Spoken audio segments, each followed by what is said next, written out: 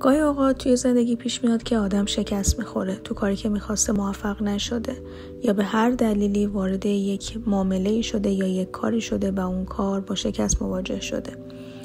وقتی که این اتفاق برامون میفته باعث میشه که ما خیلی وقتا از اون اتفاق یه نتیجه گیری بکنیم و اون نتیجه گیری اینه که دیگه تحت هیچ شرایطی سمت اون کار نریم. یه جورایی میتونم بگم که قدرت ریسک پذیریمون میاد پایین. و همین امر اگه که طولانی مدت ادامه پیدا بکنه باعث میشه که ما دیگه از اون حدی که توی زندگیمون هستیم بالاتر نریم.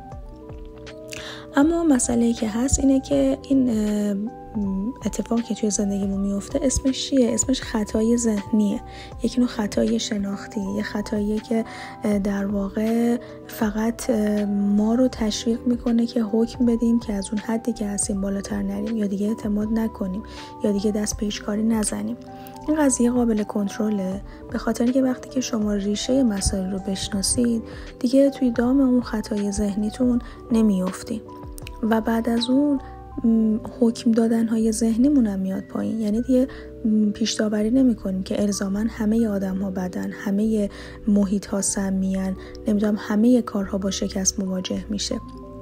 خوشبختانه یکی از کارهایی که خیلی خیلی خیلی خیلی تا الان تونسته افراد مختلف رو به خودش جذب کنه و عالی پیش بره و بدون در واقع هیچ اتفاق یا هیچ پیشایند منفی باشه، آنلاین بیزینسی هستش که ما درش در واقع شرکت کردیم و خوشبختانه تونستیم شاهد یک سری نتایج مثبتی توی زندگیمون باشیم.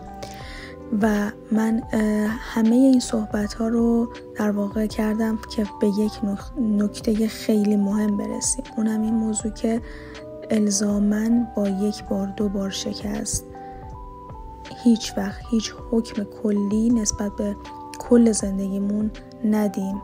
وقتی که یک راهی توی زندگیمون پیش میاد، وقتی که یک آدم جدیدی سر راه زندگیمون خداوند میذاره، به ندای درونمون گوش بدیم، اعتماد بکنیم، وگرنه سایه شک و سایه وسواس فکری و سایه ترس هم هر روز ما رو در واقع گوشه‌گیرتر میکنه و باعث میشه که از اون حدی که توی زندگیمون هستیم بالاتر نریم.